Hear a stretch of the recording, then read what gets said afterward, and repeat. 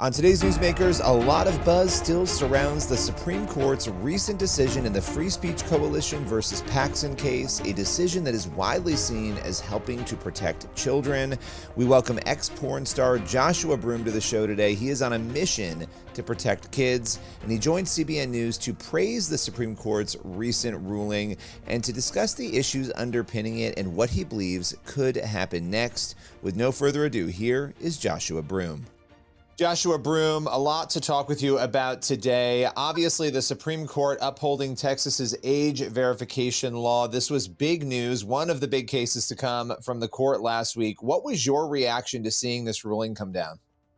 I was surprised. I thought that for sure it was going to be best case scenario a remand where they're going to sit it down to a lower court and they were going to fight over some nuance. But I was shocked, and I think this is a huge deal because it stands precedent for it to be a national implication. So I think this is just a huge deal. I am pumped about it.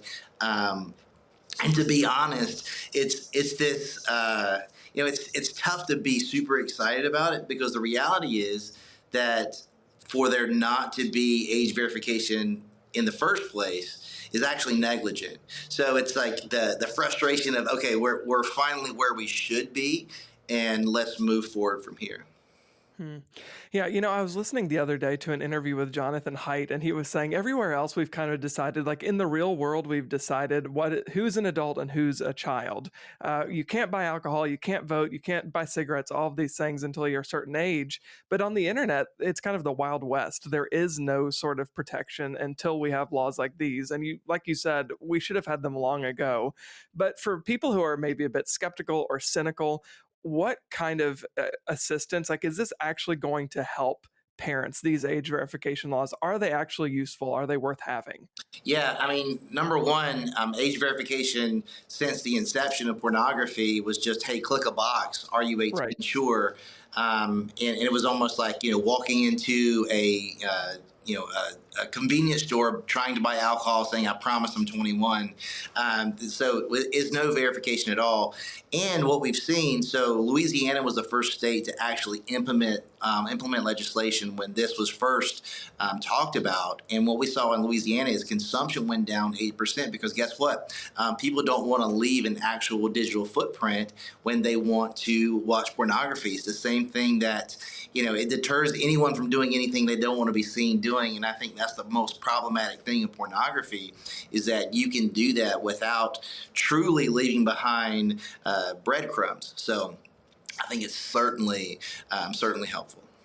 All right, so I'm going to ask you this question because obviously the coalition, the porn industry coalition that was challenging this, the Free Speech Coalition, their big claim was that this violated free speech rights for adults, right? So what is your reaction to that? Because that was the argument they were putting forward, that somehow this was a restriction of free speech. Yeah, I mean, so they're saying that this is an infringement on their First Amendment rights, and that's ridiculous because if you're going to have anything in the public square that has been deemed potentially dangerous to children or just people in general, well, you have to put parameters around this thing. And we've seen there's significant neurological studies that have said, hey, if a 5, 6, 7, 8-year-old, 8 years old is the average age of consumption, if their prefrontal cortex, which is the thing that allows them to regulate their emotions, if it's around 50% or less developed, and pornography actually deteriorates the part of the brain that is currently 50% developed, obviously this is a dangerous thing for kids to engage in. And as a follower of Jesus, I would say, gosh, the implications regarding like sex, identity, all these things, it has terrible implications, but their pushback to say, hey, you're taking away my right to see something. Well, it clearly, according to the Supreme Court, which I was not shocked that they upheld that. I was shocked that they upheld it completely, but it's not a barrier; it's a boundary. It's saying, hey, if you want to watch it, do the requirement, provide your ID, and if you're 18 or older, then watch it all you want. So it's in no way an infringement on your rights. It's just a barrier.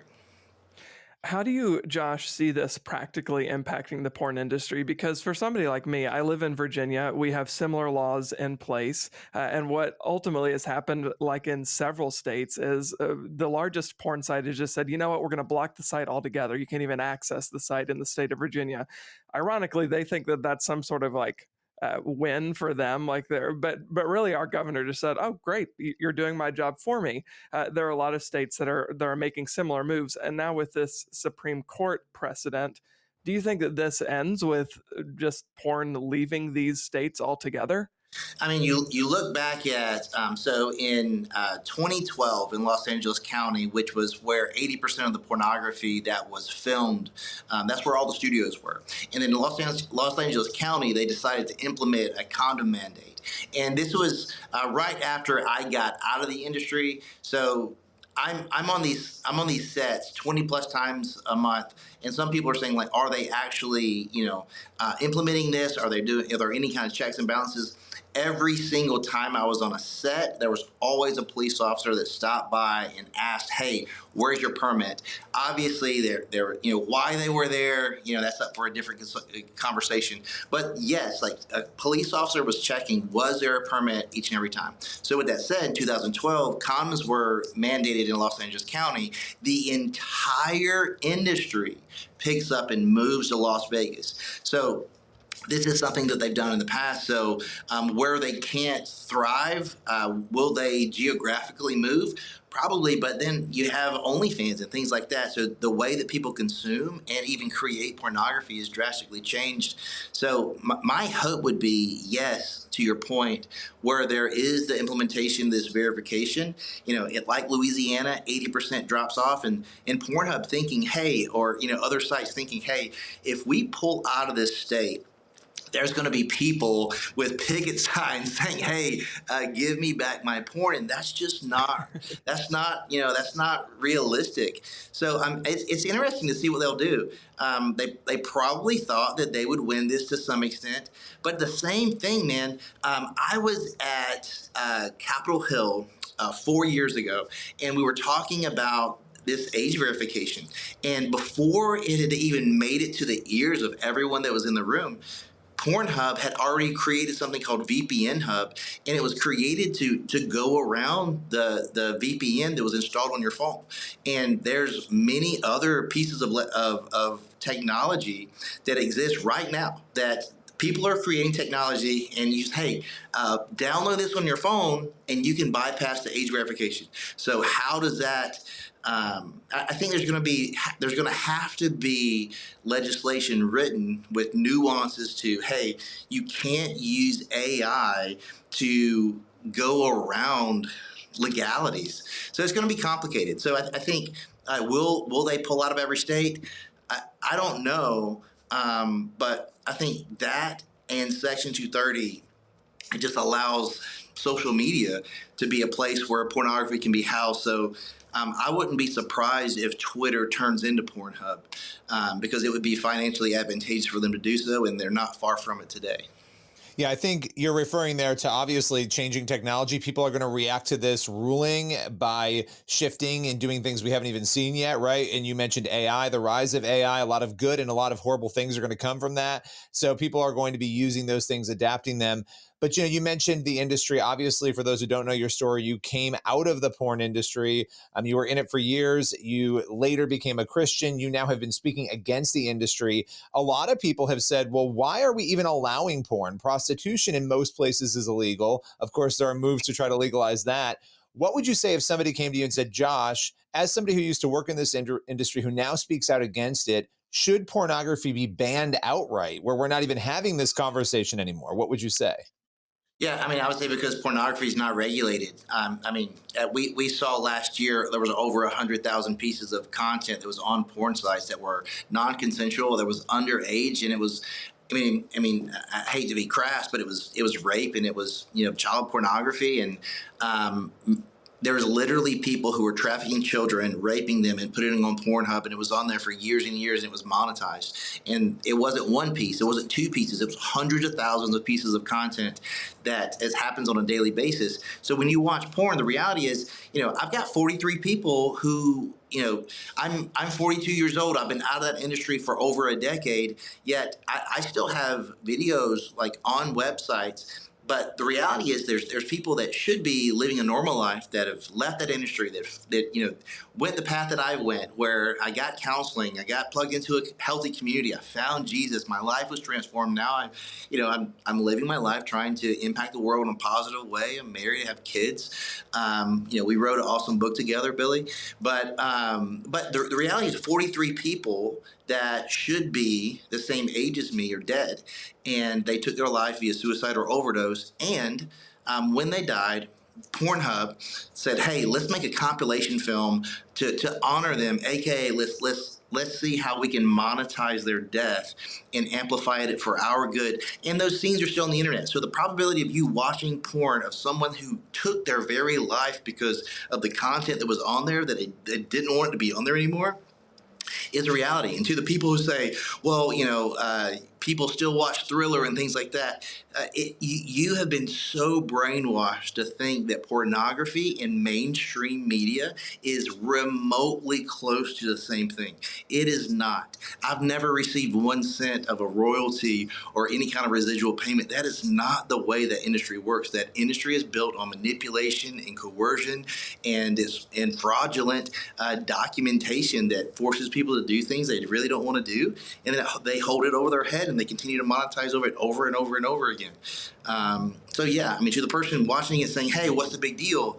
You don't know how old that person is. You don't know if they wanted to be there. And the reality is, it's damaging your brain. It's impacting society in a negative way. And it's contributing to many things that are drastically evil that you would not agree with. And you mentioned earlier that explicit porn sites, like websites that are designed just for pornography, the issue is not with them alone. Like places like Twitter, now called X, obviously, and Reddit, both of those sites, and I'm sure there are others, but I know that both of those websites have a major problem with pornography. So with a ruling like this in a state like Texas, Virginia, Utah, I know several others have similar laws in place. Does that mean that those websites, places like X and Reddit, are going to have to start implementing age verification? Because, really, we could talk about X all day long, because not only do they have a porn problem, they have a child porn problem. But how do you see that unfolding as the days and months move forward? I would say that we have to stop putting the burden on the consumer. It has to be on the contributor, the one that's contributing the content, the one that's creating the content, the one that's distributing the content. Because here's the reality: they all use AI to scan their website, and they very quickly identify fraud, any kind of fraud that it impacts them in a negative way, any kind of copyright infringement that impacts them in a negative way. So they need to be held liable for housing what's on their website. So that's why this is a step in the right direction. Section 230 is the thing that allows Reddit, Twitter, X, websites like that to hide, because it allows them to have immunity. They're saying, "Hey, we didn't post it, so we shouldn't be held liable for it, even if we benefit from it directly. It's on our hard drive. We're making money off of it, but we didn't put it there. We're just taking our cut." Well, you need to be held responsible for that. And I think that in itself is a big problem. And that's the next step in the right direction, that Section 230 needs to be either completely wiped or significantly revamped, because for a site like X to not be held liable for having hundreds and hundreds of thousands of pieces of child pornography on it is insane. Literally anyone else in the world would go to prison. Most certainly anyone in the United States would go to prison for stuff that's on their site each and every day, yet because of Section 230, they're not held liable. Well, and it'll be interesting to see, too, how this is sort of, there are certain websites that maybe not very much of the content, would qualify under this Texas law. But if it's 1/3 of the content on that platform or website, it then crosses that line, right? So there may be websites that don't qualify now that may qualify in 2 years, and vice versa. So that part of this will be interesting. I believe it's 1/3 of the content has to be objectionable for young people in order for it to qualify. So it's going to be interesting to watch this unfold. Josh, where can people go to find out more about you and your amazing work? Yeah, I mean, you could go to my website, so joshuabroome.me, and my social media across the board is I am Joshua Broome.